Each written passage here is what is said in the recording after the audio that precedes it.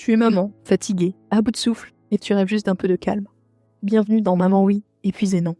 Le podcast qui parle de fatigue, de charge mentale, d'émotions, d'énergie et aussi d'équilibre.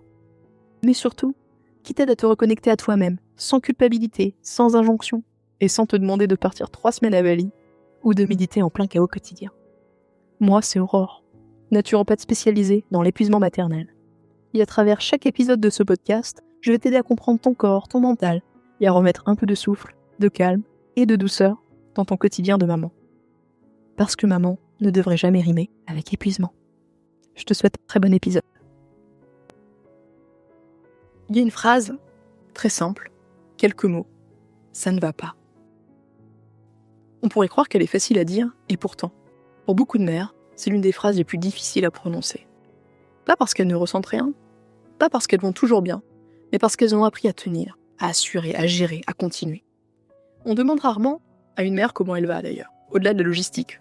On lui demande si son bébé fait ses nuits, si tout se passe bien, si elle sait s'organiser, etc. Mais on lui demande assez peu, et toi vraiment, comment tu te sens, comment tu vas. Et même quand la question elle est posée, beaucoup répondent « ça va », par réflexe, par protection, par habitude. Alors aujourd'hui, c'est un épisode un petit peu particulier puisque il est enregistré pour le podcaston, et j'ai envie justement que dans cet épisode on s'arrête sur ce silence. Sur ce moment où une mère sent que quelque chose ne va pas, mais elle ne le dit pas. Pourquoi c'est si difficile ?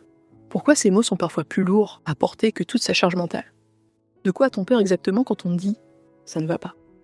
C'est ce que nous allons explorer ensemble aujourd'hui.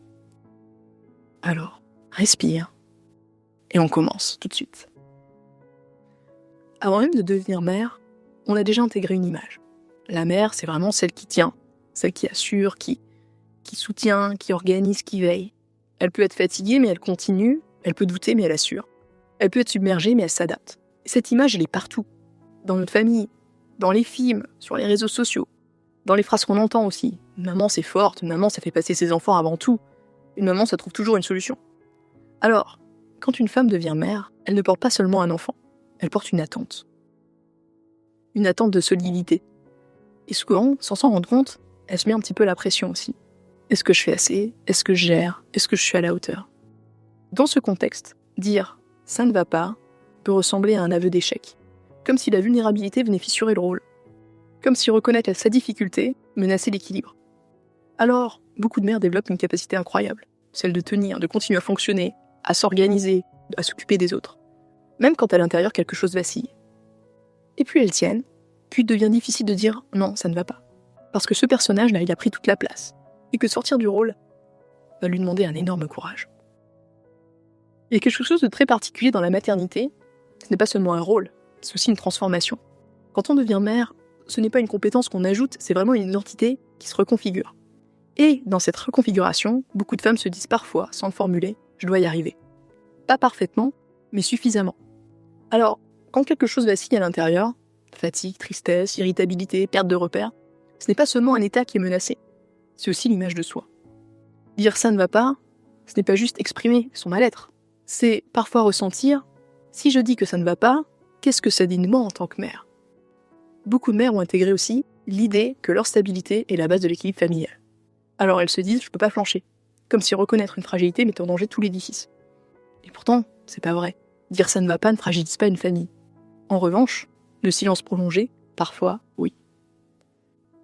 Cependant, voilà. Cette prise de conscience, elle ne vient pas forcément facilement. Parce qu'elle demande de séparer deux choses. Son état du moment et sa valeur en tant que mère. Et cette séparation, elle n'est pas toujours évidente. Dire ça ne va pas, ce n'est pas seulement parler. C'est aussi et surtout s'exposer. Et pour beaucoup de mères, ce qui bloque, ce n'est pas l'émotion. C'est la peur de ce qu'elle va provoquer. La peur qu'on minimise. Oh, c'est normal, tu dramatises, ça va passer. La peur qu'on compare. Mais moi aussi, j'ai vécu ça. À mon époque, d'autres ont connu bien pire. La peur qu'on interprète aussi. Tu regrettes ? Tu les aimes pas assez ? Tu n'étais pas prête ? Et parfois, plus profondément encore, la peur qu'on doute de leur capacité à être mère. Alors beaucoup choisissent le silence. Pas parce qu'elles n'ont rien à dire, mais parce que le risque émotionnel, là, il est beaucoup trop grand. Et derrière cette peur, il y a aussi souvent quelque chose de plus intime, la honte. La honte de ne pas correspondre à l'image que la société attend d'une mère, ou que l'on attend de soi-même. La honte d'être dépassé. La honte de ne pas ressentir ce qu'il faudrait. Et la honte, c'est une émotion très particulière. Elle pousse à se cacher, à se taire, à se refermer. Elle te dit « ne dis rien, ne te montre pas, garde ça pour toi ». Et plus la honte elle est présente, plus le silence il s'installe. C'est pas un manque de courage, c'est vraiment un mécanisme de protection. Le problème avec ce mécanisme, c'est qu'à long terme, il isole. Et l'isolement, on l'a déjà vu, c'est l'un des plus grands amplificateurs de l'épuisement maternel. Parce que quand une mère ne peut pas dire que ça ne va pas, elle continue, mais souvent seule. On est d'accord que le silence, il supprime pas ce qu'on ressent, il le déplace. Quand une mère ne dit pas ça ne va pas, elle continue à faire ses tâches, elle continue à fonctionner. À l'extérieur, rien n'est vraiment perceptible. Rien ne semble s'effondrer, mais à l'intérieur, il y a quelque chose qui s'accumule. Parce que toutes les émotions qui ne trouvent pas d'espace d'expression ne disparaissent pas. Elles se stockent. Elles se stockent dans le corps, elles peuvent se stocker sous forme de tension, sous forme de fatigue, qui ne passe pas, sous forme d'irritabilité, qui est beaucoup plus rapide, ou sous forme de larmes qui débordent sans prévenir. Le système nerveux, là, quand il peut pas se déposer, il reste en alerte. Comme s'il devait tenir en permanence. Et tenir à long terme, ça épuise. Ce qui est difficile aussi, c'est que le silence, il donne l'illusion de la solidité. Quand tu réponds « je gère, ça va, tout roule », on a l'impression que tout va bien. Mais ce maintien-là constant, il a un coût invisible. Moins une mère verbalise, et plus elle peut se sentir seule dans ce qu'elle traverse. Et la solitude, elle amplifie tout. Elle amplifie la fatigue, le doute, la sensation d'être une mauvaise mère. Dire ça ne va pas ne fait pas s'effondrer une vie. En revanche, ne jamais le dire peut fragiliser profondément celle qui tient. Et c'est là que quelque chose doit changer. Parce qu'aucune mère, à mon sens, ne devrait avoir à porter seule son mal-être en silence. Dire ça ne va pas, c'est pas une faiblesse. C'est vraiment un mouvement. C'est un déplacement intérieur. C'est passer de je tiens à j'existe aussi. Mais pour beaucoup de mères, bien sûr, c'est pas naturel. Parce qu'on ne leur a pas appris à parler de leur fragilité, on leur a appris à gérer, à s'adapter, à prioriser les besoins des autres avant les leurs. Donc là, maintenant, ce qu'il faut faire, c'est réapprendre à le dire, mais en commençant de façon très petite. Pas par une grande confession, mais par des phrases toutes simples. Dire par exemple « je suis fatiguée »,« là c'est trop »,« j'ai besoin d'aide »,« je me sens pas bien en ce moment ». Ce sont des places qui sont modestes, mais elles déplacent énormément de choses. Parce qu'elles brisent l'isolement. Et quand une mère dit « ça ne va pas » et qu'elle est accueillie sans jugement, il y a quelque chose qui se détend. Son système nerveux il s'apaise d'un coup. La honte diminue et la solitude recule. C'est exactement pour cela que des espaces comme l'association Maman Blues sont essentiels. Parce qu'ils offrent un lieu où une mère peut se déposer, sans être minimisée, sans être corrigée, sans être comparée. Parfois, la première étape vers un mieux-être, ce n'est pas une solution, c'est une écoute.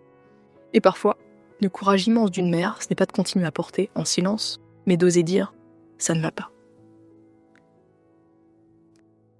Si tu écoutes cet épisode, et que tu es une maman qui, justement, n'a jamais osé dire « ça ne va pas », j'aimerais que tu saches une chose. Ton silence, il ne prouve pas ta force. Il prouve que tu as appris à tenir. Et tenir, c'est pas toujours aller bien. Et aucune femme ne devrait avoir à porter la fatigue, le doute ou la tristesse dans l'ombre. Dire ça ne va pas faire de toi une mauvaise mère. Par contre, ça va faire de toi une mère vivante, humaine, une mère qui mérite d'être soutenue autant qu'elle soutient. Alors, pour cet épisode un petit peu particulier, pour ce podcaston, j'ai choisi de soutenir l'association Maman Blues parce que leur mission, elle est simple mais essentielle. C'est offrir un espace où une mère peut dire ça ne va pas et y être accueillie.